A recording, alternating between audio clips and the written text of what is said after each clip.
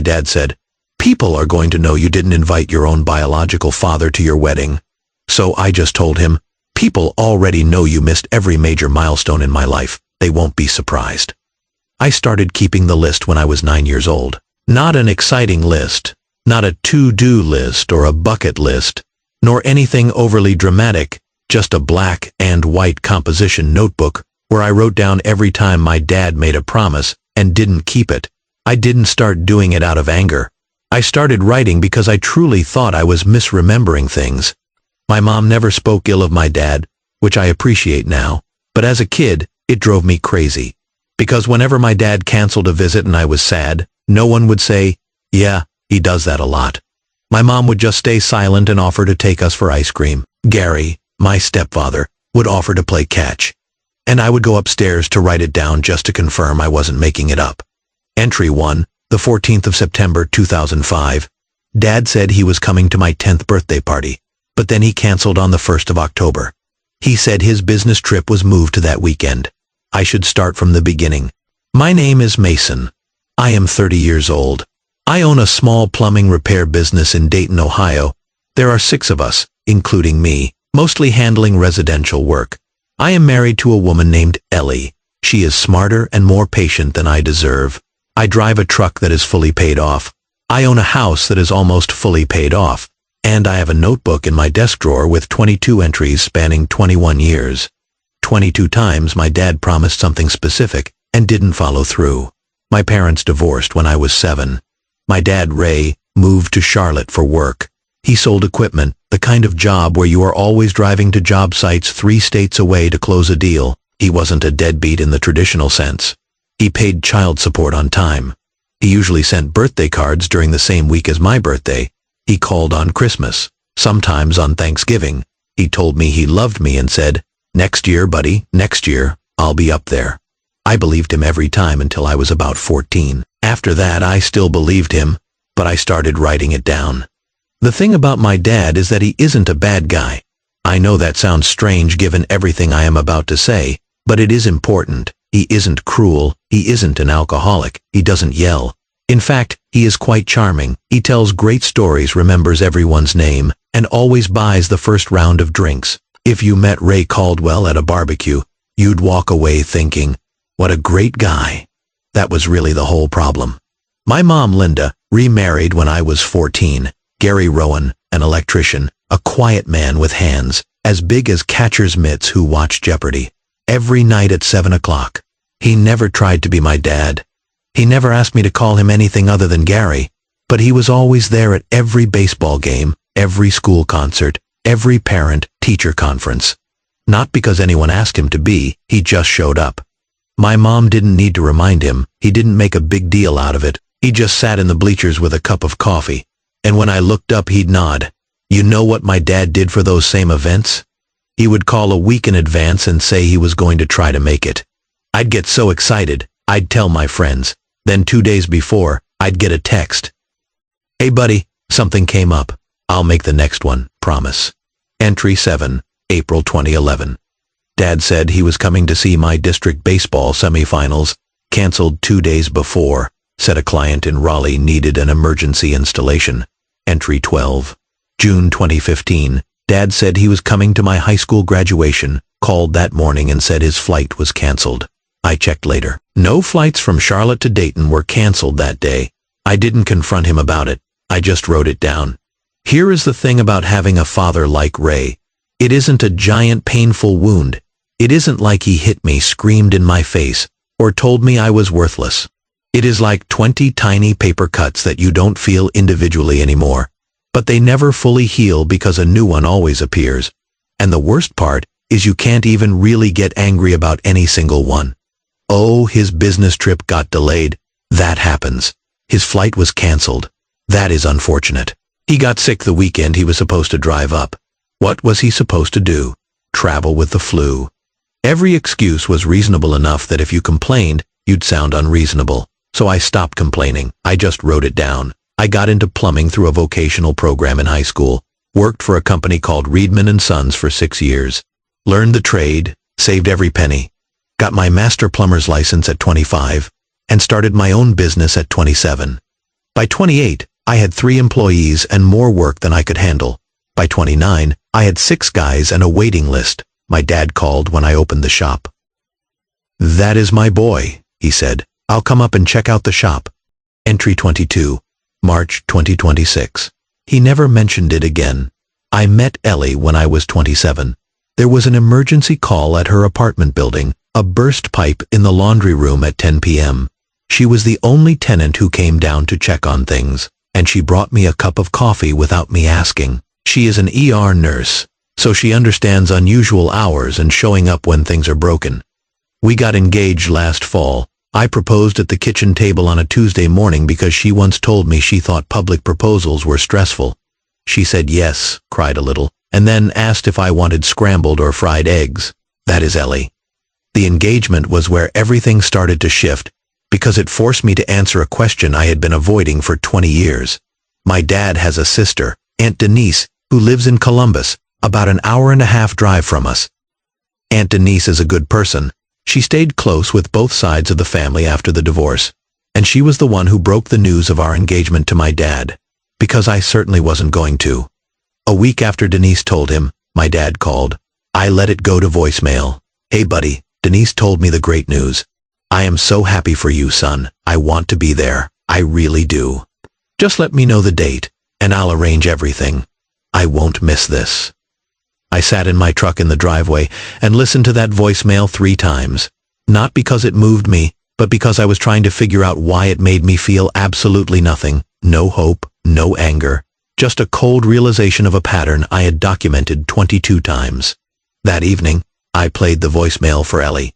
She listened once, looked at me, and said, "What do you want to do?" "I don't know. Do you want him there?"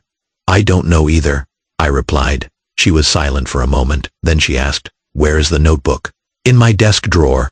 "Have you ever read it all the way through from start to finish?" I never had. I had written in it many times, but I had never actually sat down to read all 22 entries in order. That night after dinner, I did. It took about 15 minutes, 22 entries over 21 years. Each entry was just a few lines. Date, promise, date, excuse. What struck me wasn't any single entry, but the pattern, the exact same cycle repeating itself with minor variations over 2 decades. Promise, excitement, cancellation, excuse, silence. Then, a few weeks or months later, a cheerful phone call as if nothing had happened, 22 times. I closed the notebook and put it back in the drawer. Ellie was watching me from the doorway. "Are you okay?" she asked. "I am fine." "No, you are not."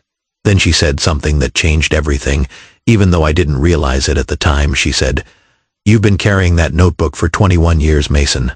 At some point, you have to decide whether it is evidence or a diary."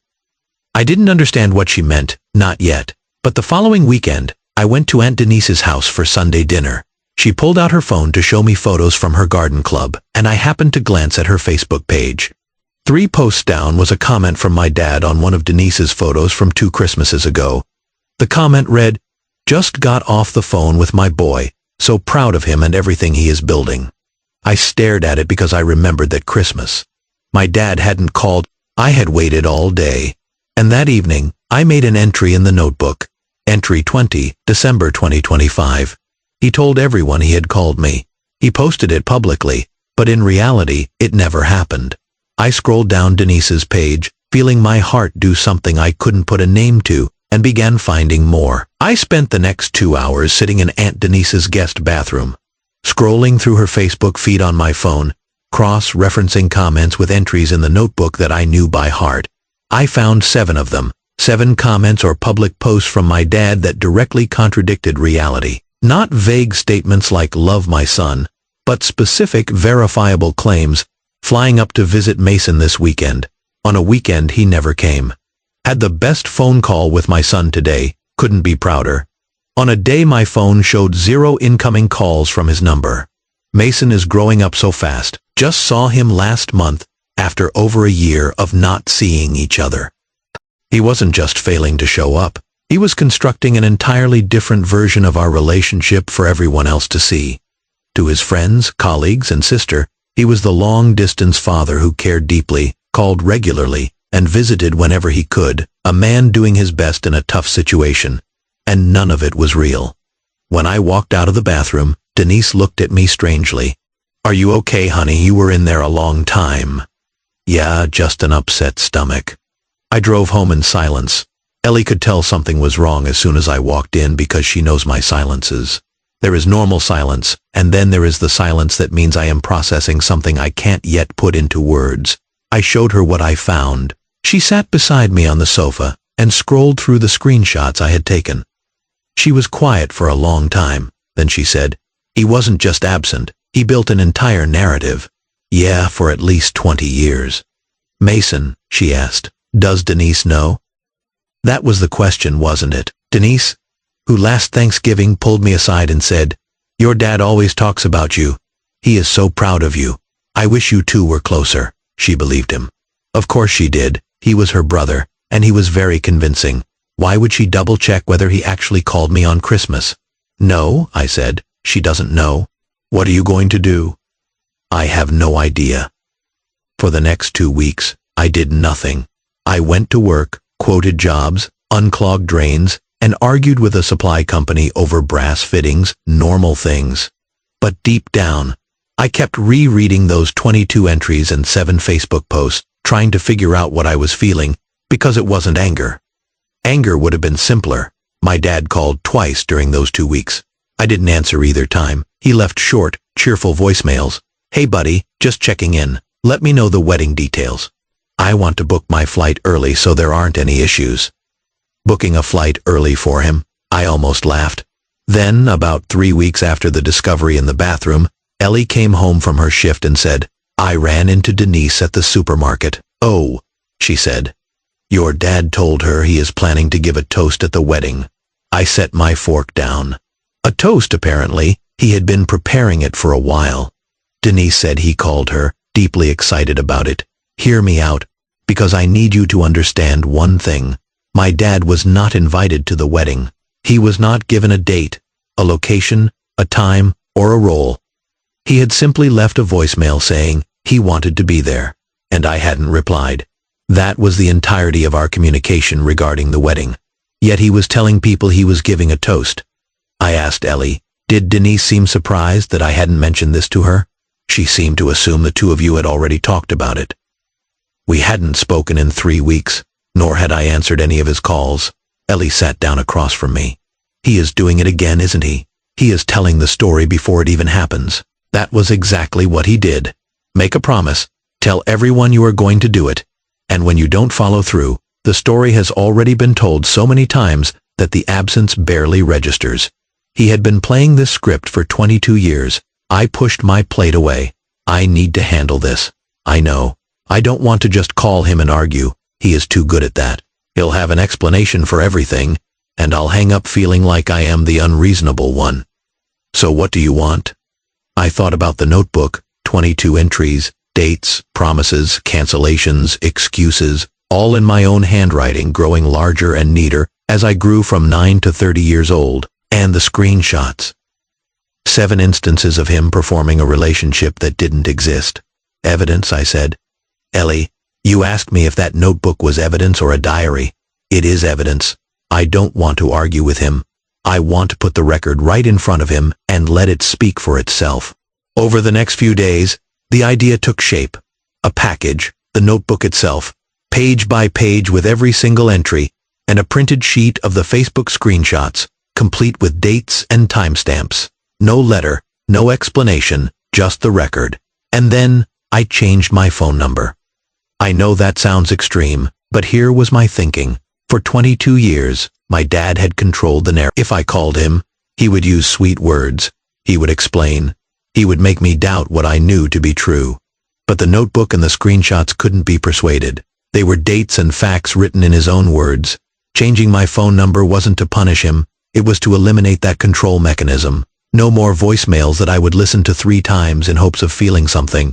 I still hadn't figured out the wedding, whether to invite him, whether to tell him, whether I should tell him directly that he wasn't welcome, or just let everything speak for itself.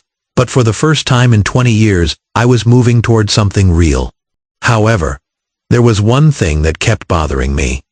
Gary, My stepfather had been there for me for 16 years. He co-signed the lease on my first work truck. He helped me pour the concrete for my shop. He never asked for recognition, and he never brought up my dad unless I did first. Our wedding was small and intimate, set in our backyard with maybe 40 people. Ellie mentioned the idea of Gary doing a reading. Nothing fancy, just a role to recognize what he had done without making it a big deal. I told her I would think about it, because even at 30, a part of me felt that giving that role to Gary was like publicly admitting that my biological father had failed.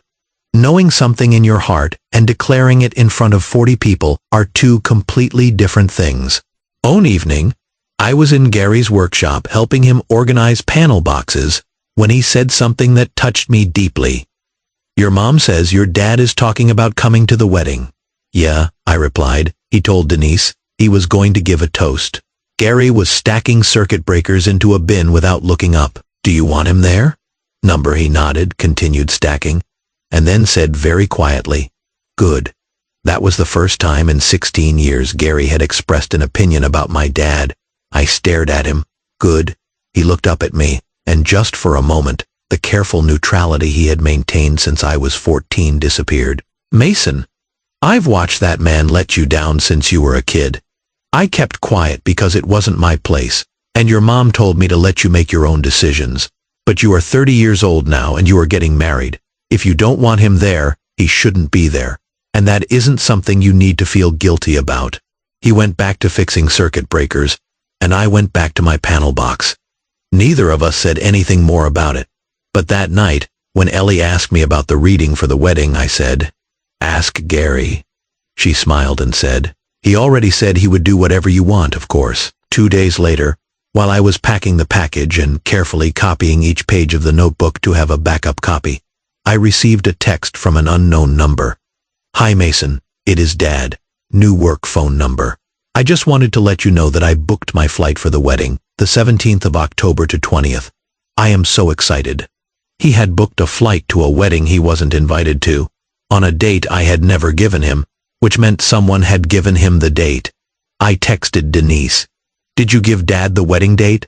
She replied about 4 minutes later. "He asked, and I didn't think it was a secret. Should I not have told him? I am sorry, sweetie." I sat there looking at both messages and felt the walls of the room shaking again because now I had a new problem. My dad had a flight. He had told everyone he was coming, and if I sent the package and changed my number while he still showed up at my wedding, the whole thing would turn into the exact kind of scene I was trying to avoid. I needed to send the package before October, figure out what I was going to say to Denise, and do it fast, because October was only 6 weeks away. The next 6 weeks were the strangest time of my life. I was planning a wedding while planning a breakup. Honestly, that is what it felt like. Not revenge, not punishment, just a clean, documented separation from someone who had been half present for so long that his complete absence might actually be a relief. Here is what I did, and I want to be clear, this wasn't some genius plan. It was just a man with a notebook, a printer, and a very patient wife. First, the package. I photocopied every single page of the notebook, 22 entries, each written by my own hand as I grew up. The earliest entries were in a child's block print. By high school, it turned into the slightly messy handwriting I still use today. I printed the Facebook screenshots across 7 pages, each displaying my dad's public comments alongside the corresponding notebook entries and my call log showing 0 incoming calls. No cover letter, no note to Dad, no explanation of why I was angry. Just the evidence arranged in chronological order inside a paper envelope. Second, the phone. I went to the carrier and got a new number, but I didn't activate the switch immediately. I kept my old number active because I needed it for a few more weeks. I wanted the package to arrive first. Third, Denise. This was the hardest part. Not because I was angry with her. She hadn't done anything wrong. She told her brother about his son's wedding date because that seemed normal.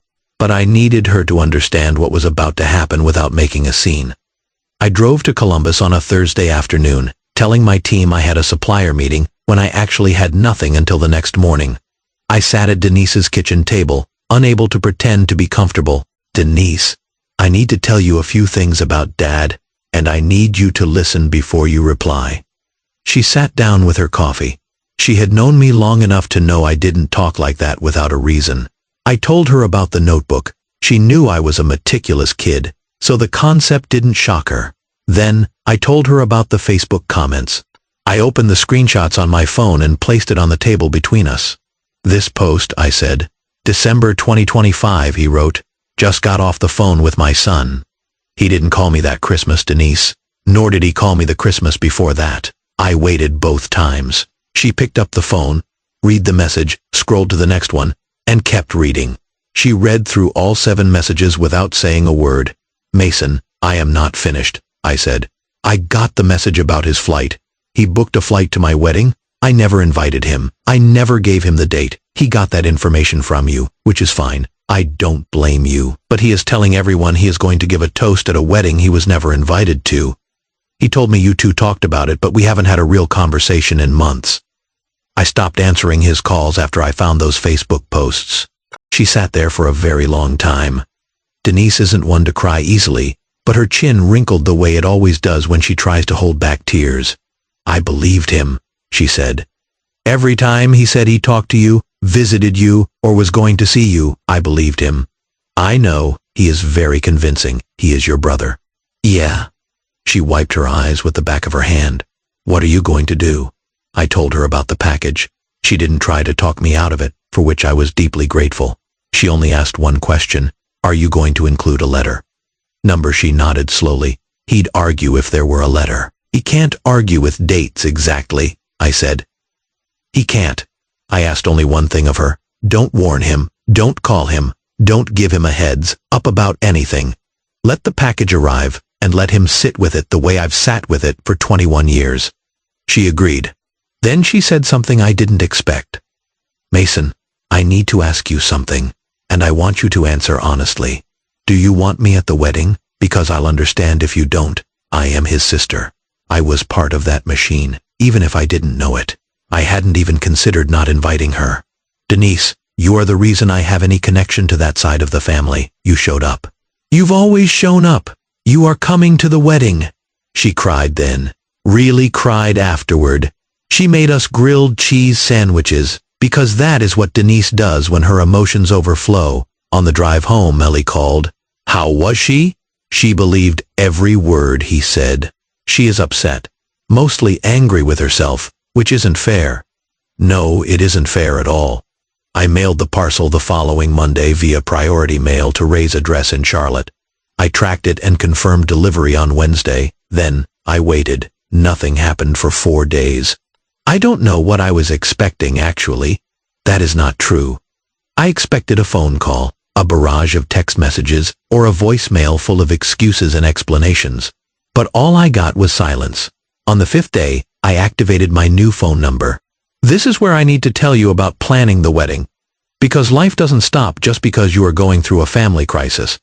Our wedding was on the 18th of October in our backyard. The yard I had spent all summer preparing. New patio pavers, string lights that Ellie ordered from a website that took weeks to ship, and an arbor that Gary and I built on an August weekend. We both got terribly sunburned by Sunday evening. There were 42 guests: Ellie's parents, her sister, her ER team, my mom and Gary, my crew from work and their wives, a few high school friends, Denise, and a woman named Barbara, who had officiated about half the weddings in our area of Dayton. No DJ. Ellie made her own playlist. No open bar. Just kegs of beer, a table of wine, and a bottle of bourbon my friend Cal had aged for reasons none of us fully understood. Just real, practical hours. Gary read an excerpt from a book that Ellie's dad had recommended about how building a home is like building a marriage. Gary had practiced that passage in his workshop for 2 weeks. My mom mentioned she caught him reading quietly in the bathroom mirror, nearly crying. The seating chart was easy because there were only 5 tables. The food was barbecue from a local spot that catered, and the wedding cake was from a bakery Ellie's sister found, which made simple 2-tier cakes without overcharging. Everything was set. Then, 8 days before the wedding, Ellie received a voicemail. She walked into the kitchen holding her phone as if it were a spider. "It is your dad calling. He must have gotten my number from somewhere, maybe from when I was on your old plan." She turned on the speakerphone. Hi Ellie, this is Ray, Mason's dad. I wanted to talk. I received the package from Mason, and I've been trying to get in touch with him, but his phone number isn't working. I just want to talk to him. I am not angry. I understand why he sent those things. I just want to talk. Could you tell him to call me? I really want to talk to my son. His voice choked up on the word son. It wasn't overly dramatic, just subtle enough. Ellie looked at me, and I looked down at the table. He says he isn't angry. He isn't angry, she said, because anger is an attitude people can argue with. He is trying to sound sad, because being sad makes you the bad guy. Is that what you really think? Or just what you need to think right now? I didn't answer because I didn't know. And that was the truth. After 22 entries, 7 screenshots, and a lifetime of reasonable excuses, I couldn't tell whether my dad's trembling voice was genuine remorse or just a better performance. I am not going to call him, I said. The wedding is in 8 days. I can't do this right now. I know. What if he shows up? He won't come. He has flight tickets. But Ellie took my hand. Denise knows. Your mom knows. Gary knows. If Ray Caldwell shows up at our wedding, he will find 42 people who know exactly who he is. He won't show up. I wanted to believe that. I believed most of it. But a small, foolish part of the 9-year-old kid inside me thought, what if this is the one time he actually follows through? And the worst part, the part I would never admit to anyone except Ellie, was that I didn't know whether that thought terrified me or gave me hope. A week before the wedding, I didn't sleep well. Not because of the decorations, seating charts, or any of the usual wedding stress, but because every time my phone vibrated, a primitive part of my brain checked to see if a Charlotte area code had found my new number. It hadn't. But that didn't stop me from checking. Ellie deleted Ray's voicemail from her phone without me asking. She also, without telling me, called her service provider and blocked his number. I found out 2 days later when she mentioned it casually, as if telling me she had gone to buy milk. I blocked your dad's number on my phone. Deli, that was my phone. Mason, he has no right to use me as a secret back channel. I had married the right woman.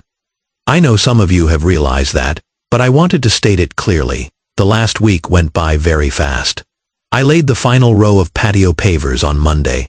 Ellie's sister and 2 of her area friends came over on Wednesday to hang string lights and arrange tables and chairs. On Thursday, I went to pick up the barbecue, and Gary and I tested the portable sound system, mostly Gary saying, check, check, in the flat, steady voice of an electrician, while I tried to hold back my laughter.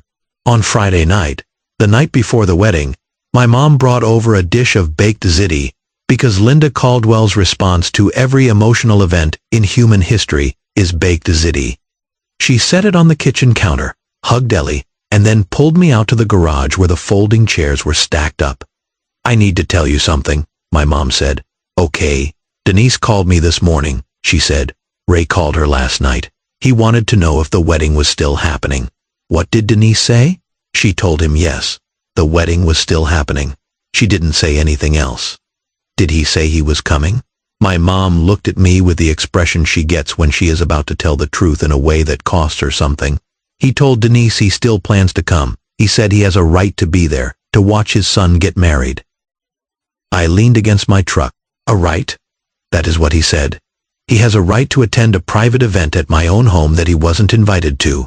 Mason, I know after everything he saw in that package, after 22 entries, after those screenshots, his reaction is that he has a right. My mom placed her hand on my arm. I've stayed silent about your father for 23 years. I promised myself I would never be the bitter ex-wife who poisoned her child against his father. But you are a grown man now, and tomorrow you are getting married. So I am only going to say this once. She took a deep breath. Your father is not a bad man, but he is a man who spent his whole life believing that intentions are the same as actions. He intended to come to your birthday, so in his mind, he came. He intended to call you on Christmas, so in his mind, he called. He told everyone he talked to you because in his head he was always just about to do it. The parcel you sent didn't show him the truth, Mason. It only showed him the gap between the person he thinks he is and the person he actually is. And some people just can't bridge that gap. So what? I am supposed to pity him? No, You have to understand that he isn't going to look at that package and suddenly become the father you needed. He is going to look at it and find a way to make himself the victim. That isn't cruelty. That is just who he is. She patted my hand. Now go inside and eat some pasta before it gets cold. Tomorrow you get married. I ate the pasta. It was good. My mom's pasta is always good. Later that night, after everyone had left, and Ellie was fast asleep, I sat in a folding chair on the porch under the string lights and called Aunt Denise. Is he really coming? I asked. I think so, sweetie. Her voice sounded resolute. Denise, I don't want a loud scene at my wedding. I know, if he shows up, I need you to handle it. Can you do that? She was silent for a long moment. You want me to kick my own brother out the door? I want you to explain to him calmly and clearly that he isn't on the guest list. That this is my house, my wedding, and my decision. And if he chooses to make a scene, he will only confirm everything written in that notebook. Another silence. You know what you are asking me to do. I know, and I am still asking. Okay. Her voice was small but firm. Okay, Mason, I'll do it. Thank you. Can I ask you one thing? Yes. If he were different, if he were the father he tells everyone he is, would you want him there? I looked up at the shimmering lights gently swaying in the October breeze. Every single day of my life, I had wanted that. That is the whole point, Denise. She cried when she hung up. So did I. But I would never admit that to anyone if this weren't an anonymous story. The 18th of October was clear and 52 degrees Fahrenheit. Ideal weather for Ohio in October. Ellie wore a dress she found at a thrift shop in Cincinnati. It was cream, simple, with no train, because she said she didn't trust herself not to trip over it. I wore an off-the-rack charcoal suit, and Gary helped me tie my tie because in my 30 years on Earth, I had never learned to tie one properly. There were 42 guests, including Denise, who arrived early and stood near the backyard gate, like a very polite security guard. The ceremony was short. Barbara, the officiant, kept it to just 12 minutes. It was perfect. Gary read his passage in his steady voice, trembling only once on the line about walls that keep out bad weather but hold in warmth. My mom held a tissue throughout the entire ceremony, without actually using it once, which is classic Linda Caldwell. Ellie read her vows, which she wrote herself, hilarious and heartfelt, leaving 2 of her ER friends sobbing. I read my vows too. They were far less polished, but they got the job done. We kissed. Everyone applauded. Cal opened his bourbon for the next 2 hours. It was perfect. Everyone ate barbecue. Everyone danced to Ellie's playlist. Gary Slow danced with my mom to a song I didn't recognize, looking like a man who couldn't believe his good luck, as humble as ever. I was talking to my buddy Derek from work, halfway through a plate of pulled pork, when I saw Denise walk quickly toward the side gate. I set my plate down. Excuse me, I said. I walked around to the side of the house. The gate was slightly open, and through it, I could see Denise standing on the front sidewalk talking to a man in a blue sport coat. My dad, he had come. He actually showed up. After 22 missed events, after receiving the package, after I changed my phone number, everything had shifted, and Ray Caldwell finally showed up. And I felt it all hit me at once. Not anger, not satisfaction, just a heavy, terrible, foolish sadness that the one time my father kept his promise to show up was the one time I had asked him not to. I couldn't hear what Denise was saying, but I could see her hand on his chest, not pushing, just holding a boundary. He was talking fast, shaking his head, gesturing with his hands. The sport coat was new. He had bought a new jacket for a wedding he wasn't invited to. Then he looked past Denise and saw me standing at the gate. Mason, his voice. That exact same voice of a man 22 years older, just thinner now. Please, 5 minutes. Denise turned to look at me, her face said, "It is up to you." I stepped through the gate. We stood on the front sidewalk, my dad and I, while 42 people celebrated in the backyard. Denise stood about 10 feet away, close enough to intervene, but far enough to give us space. Ray looked older than I remembered. I hadn't seen him in person in nearly 2 years. His hair was much more gray than brown now. He had lost weight, and not in a healthy way. The sport coat was loose on his shoulders, meaning he had bought it recently after losing the weight. "You look good," he said. "Nice suit." "Thanks," The house looks great. The patio, the lights. You built all this. Gary helped. He flinched when he heard Gary's name. It wasn't dramatic. Just a slight squint. The kind of tell you only notice if you've spent your whole life reading people for signs of whether they actually mean what they say. Mason, I received your package. I know, I read every page over and over. Okay, I need you to know that I didn't realize. He paused, then started again. I know how that sounds. I know you probably think it is just another excuse. But I swear to you, Mason, I didn't see the pattern until you laid it all out like that. You didn't realize the pattern of 22 canceled promises. Every single time. I had a reason in my head, a real reason. And every time I thought, next time, I'll make it right. I wasn't keeping count, I wasn't tracking them. You were, but I wasn't. And when I saw them all together like that, one after another, he bowed his head and looked down at the pavement. I felt sick. Sick to my stomach. And the Facebook posts, his jaw tightened. That is harder to explain, try. I wanted it to be true. Every time I made a post like that, I fully intended to call you. Sometimes I posted it to motivate myself, like if I said it out loud in front of everyone, I'd have to follow through. But then I didn't, and the post just stayed there. After a while, I think I started believing my own version of it. This is the part where I am supposed to tell you that everything melted away, that we embraced on the sidewalk, that he came inside, and everything was beautiful. But that is not what happened. What happened? A little I stood there, listened to my father explain the relationship with me as a self-motivation tool, and I realized my mom was right. He wasn't a monster. He was just a man who confused stories with reality. And standing in front of me with the evidence, his instinct was still to explain rather than simply apologize. Dad, why are you here? Because you are my son and you are getting married today. I didn't invite you. I know. You sent me that package so I'd understand why. I do understand why, but Mason, I couldn't just not come. I know it sounds crazy. I know you are probably furious. But after reading that notebook, I couldn't add a 23rd entry. I couldn't be the guy who missed your wedding too. I actually laughed, not a warm laugh, but a dry snort through my nose that surprised both of us. Dad, you wouldn't be the guy who missed my wedding. You'd be the guy who wasn't invited to his son's wedding because of 22 documented failures. There is a difference, isn't there? Yeah, because one is something that happened to you, and the other is something you brought on yourself. He stared at me. I don't think anyone had ever spoken to him like that before. Denise stepped forward. Ray, maybe you should go. He held up his hand. Not aggressively, but pleadingly. Denise, please. 5 more minutes. You said 5 minutes 10 minutes ago, she said. I looked at my dad, 58 years old, wearing an ill-fitting sport coat, standing on a sidewalk in Dayton on a Saturday afternoon, because for the first time in his life, the scar was exposed and he couldn't pretend it wasn't there. I am going back to my wedding, I said. You are not coming in. That isn't changing today. And it isn't changing just because you showed up, Ray. But I'll tell you one thing, and I want you to really listen. Don't just nod, put it in your pocket, and tell Denise later that we had a great talk. He waited.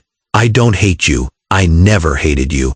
What I hated was spending 21 years waiting for you to become the person you told everyone you already were. That is over now. The notebook is closed. I am not counting anymore, which means you can't disappoint me anymore, which means we're both free. I don't want to be free of you, Mason. You are my son. Then prove it. Not today, not with a speech, not by showing up uninvited. Prove it consistently over time, without an audience, without posting on Facebook, without telling Denise afterward so she can report back to me. Just do it, for once in your life. Just do it. He was silent for a long time. Then he nodded, not the quick, confident Ray Caldwell nod I had grown up seeing, but a slower, heavier one. Can I at least say congratulations? Yes, Dad, you can say congratulations. Congratulations, Mason. Thank you. He looked at Denise, and she led him toward his rental car. I watched him get in. He sat behind the wheel for about 30 seconds without starting the engine, and then he drove away. I walked back through the gate. Ellie saw me immediately. She always does, and her face told me she knew exactly where I had been. Are you okay? She mouthed from across the yard. I nodded. She nodded back. Then she turned up the music and pulled her sister onto the makeshift dance floor, and the wedding went on. We danced. We ate cake. Cal's bourbon turned out to be amazing, which surprised everyone, including Cal. Gary accidentally caught the bouquet because Ellie's sister threw it so hard it hit him right in the chest. He looked completely bewildered while the whole party cheered. It was a great wedding. It was our wedding. That was 4 months ago. Ellie got promoted to head nurse. I signed a contract with a property management firm that will keep my crew busy well into next spring. The house is warm, the truck is still running fine, and most nights I sleep soundly. Gary framed a photo from the wedding of him reading, with me and Ellie in the background, and hung it in his workshop next to his electrical panel certificates. My mom pretends not to notice, but I've seen her touch the frame when she thinks no one is looking. Aunt Denise drove down to Charlotte 2 weeks after the wedding and had a long talk with Ray. She told me the gist of it, though not the details. She said she told him she loved him, but she wouldn't continue believing his version of events anymore. He listened, which was new. As for my dad, that is the last piece, and that is why I'm writing this down. Last week, I received a call from an unknown number.